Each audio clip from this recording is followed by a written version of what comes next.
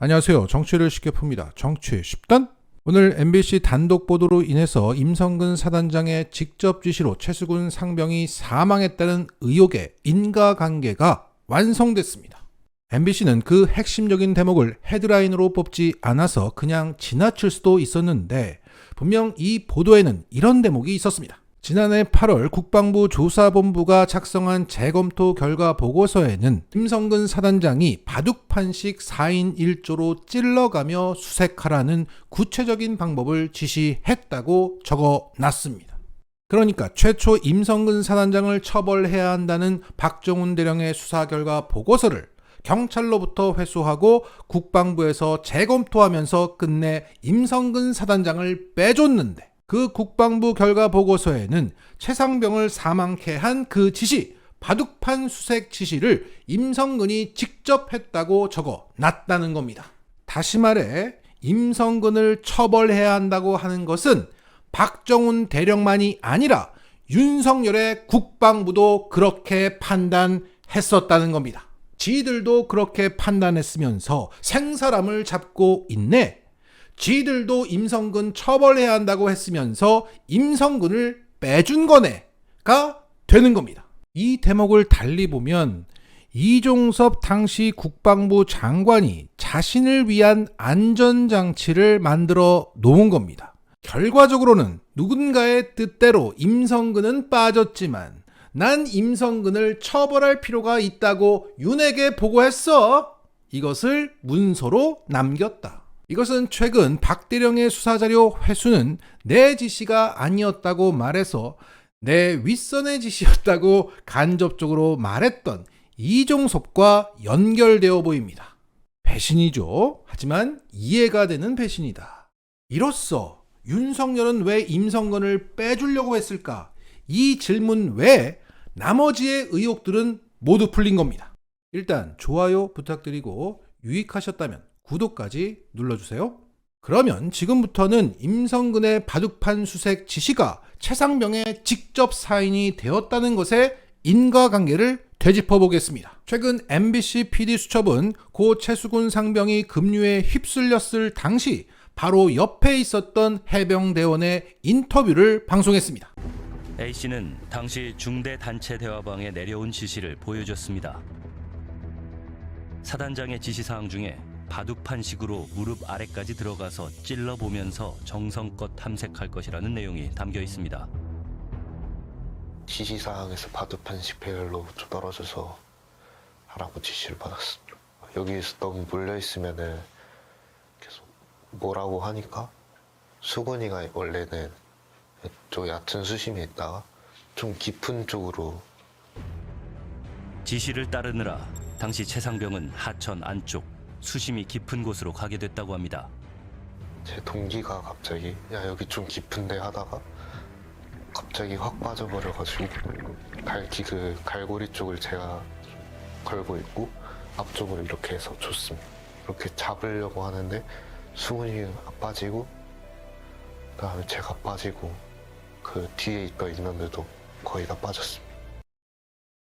자, 이 방송에서 다 담지 못했던 인터뷰 내용을 PD수첩의 박소희 PD는 이렇게 추가로 전했습니다. 생존 장병의 증언에 따르면 당시 임성근 전 해병대 1사단장으로부터 바둑판식으로 수색하라는 지시가 내려왔고 바둑판식으로 수색하려다 보면 어쩔 수 없이 인물별로 간격이 생기다 보니까 그렇게 서다가 최상병이 수심이 가장 깊은 안쪽에 서게 됐다고 진술했습니다. 자, 앞서 해병대원은 이렇게 말했었죠. 지시사항에서 바둑판식 배열로 떨어져서 하라고 지시를 받았다. 여기서 너무 몰려있으면 계속 뭐라고 하니까 수근이가 깊은 쪽으로 가게 됐다. 자, 정리하자면 최상병의 직접 사인은 서로 간격을 유지해야만 하는 임성근의 바둑판식 수색 지시였던 겁니다. 수변에서, 그러니까 물 주변의 땅에서만 실행하게 되어 있는 바둑판 수색을 위험천만하게 수중에서 하라고 지시를 했던 겁니다. 게다가 임성근은 가슴 장화를 신고, 그러니까 가슴까지 오는 장화를 신고 급류로 들어가라는 지시까지 했다는 증언이 나오고 있습니다. 그런데 사고 당시 임성근은 이 사실을 어떻게 보고했습니까? 현재 용산과 주파수를 맞추면서 한 편을 먹고 있는 것으로 보이는 김계한 해병대 사령관도 이렇게 말하고 있습니다. 주변을 수색하다 뚝이 무너져서 물에 빠졌다고 보고를 받아서 병사들이 물에 들어갔다는 생각은 전혀 못했다. 이후 사건을 수사단에서 조사하다 보니 물에 휩쓸렸다는 것을 알게 됐다. 그러니까 임성근은 최상병이 휩쓸렸다고 보고하지 않고 뚝이 무너져서 물에 빠졌다고 최초 보고를 했던 겁니다. 즉 자신의 입수 지시 때문에 죽었다는 것을 감추기 위해서 상황을 조작해서 보고했었습니다. 지가 잘못한 걸 알아요. 자, 여기서도 김계한도 자기 살기 위해서 윤석열의 임성근을 더 이상 비호하지 않고 있다는 것을 알 수 있죠. 자, 각자 도생의 상황 배신으로 넘쳐납니다. 그럼에도 지금 임성근은 뭐라고 하고 있습니까? 물에 들어가라고 지시한 적 없다. 자신은 권한도 없었고 지시도 내리지 않았다. 그리고 총선 다음 날 자신의 지시 라인에 있었던 부하들에게 이런 문자를 보냈습니다. 나도 책임이 없지만 너도 책임이 없다. 책임은 현장에 있었던 말단 간부들에게나 있다라는 취지의 문자를 발송했습니다. 그러니까 총선이 민주당 압승으로 끝나자 이제 죽었구나 겁먹고는 주변을 단속했던 겁니다. 이런 파렴치한을 윤석열이 빼줬습니다. 더군다나 지들도 처벌하라고 하는데도 임성근을 빼줬습니다. 지들도 박대령과 같은 판단을 했으면서도 박대령에게 모든 책임을 뒤집어 씌우고 있습니다. 그리고 오늘도 대통령실은 이렇게 말하고 있습니다. 최병 특검은 만들어진 여론을 갖고 총선 민심을 더 씌워서 밀어붙이고 있다. 도대체 뭐가 만들어졌다는 겁니까? 니들도 그렇게 판단했잖아. 그 국방부 조사본부 결과보고서를 다들 보고 사인했잖아. 하여간 금치산자들입니다. 때문에 최병 특검이 필요한 겁니다. 금치산자들과 파렴치한들이 정권을 잡고 정권을 좌지우지하면서 개소리를 계속하고 있기 때문에 특검이 필요한 겁니다. 다음 뉴스. 오늘 안철수는 안철수했다고 말했습니다. 어제 최병 특검법 표결 직전 퇴장하면서 찬성표를 던지겠다는 공언을 어겼던 안철수는 여야 합의가 이뤄지면 하겠다는 뜻이었다는 입장을 내놨었습니다. 그러면 애초부터 그런 조건을 달아서 얘기를 하던가 약속을 못 지켜서 죄송하다고 깔끔하게 사과를 하던가 해야지 끝까지 간보다가 구질구질한 변명을 하고 있는 겁니다. 이러한 안철수의 철수가 논란이 되자 오늘 그는 새로운 입장을 내놨습니다. 더불어민주당이 자행하는 입법 폭주와 입법 폭거에 대응하기 위해서 당론에 따라서 어제 본회의 표결에 참석하지 않았다.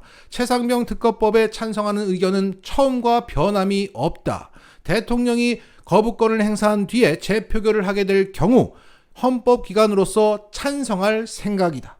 국가를 위해 생명을 바친 분에 대해서 진실을 밝히고 국가가 할 수 있는 최고의 예우를 해드리는 것이 국가의 품격이며 보수가 가장 중요하게 생각하는 가치다.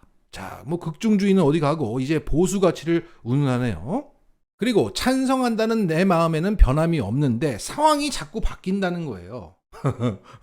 어찌됐든 안철수는 안철수하겠다고 약속했지만 처마를 누가 믿을 수가 있습니까?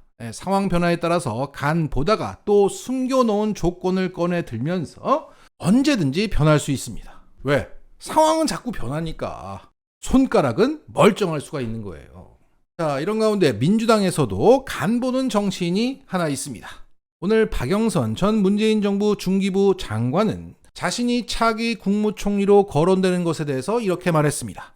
딱 한마디 말씀드리면 긍정적인 답변은 한 적이 없다. 그럼 부정적인 답변도 안 했다는 얘기가 되네요. 부정적인 답변을 했다면 했다고 얘기했겠죠.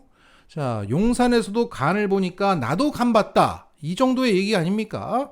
그리고 이를 전하는 연합뉴스에서는 박영선 장관 측에서 이런 뉘앙스가 읽혔다고 합니다. 양극단이 대립하는 현 정치 상황을 고려하면 입각 제한이 있어도 수락하기 어렵다는 의미를 완곡하게 표현한 것이라고 설명했으나 명확한 거절의 뜻이 아니라는 점에서 가능성을 열어둔 것 아니냐는 해석도 함께 나온 바 있다. 자, 무슨 얘기인지 잘 모르겠고요. 하여간 간을 보고 있다는 겁니다. 자, 그런데 자꾸 이런 간제비들이 양극단 하는데 지금 윤석열이 하는 걸 보고도 양극단이 안 될 수가 있겠습니까? 윤석열에게 장점도 있고 단점도 있었다면 저 말은 일리가 있는데 윤석열을 보고도 양극단이 되지 말자는 게 정상입니까? 우리 시민들이 대부분 극단적인 걸 싫어합니다. 그런데 극단적이지 않을 수가 있냐고요. 그들처럼 간제비거나 무관심해야 가능한 얘기입니다. 현재 보수 성향의 DC 커뮤니티에 있는 중도정치 갤러리에서도 이재명에 대한 호감도가 매우 높습니다. 균형을 잡고 싶어하고 양비론을 좋아하는 사람들조차도 어느 한쪽을 선택하고 있는 상황입니다. 시소가 한쪽으로 크게 기울면 다른 한쪽을 누르려고 하는 게 인지상정입니다. 그런데 이런 간제비들은 누르지 않고 중간에서 양극단 노래하면서 자신의 몸값을 올리는 기회로 삼고 있습니다. 양극단을 만드는 윤석열이 문제고 양극단에서 기생하는 안철수와 박영선이 문제다. 마치겠습니다.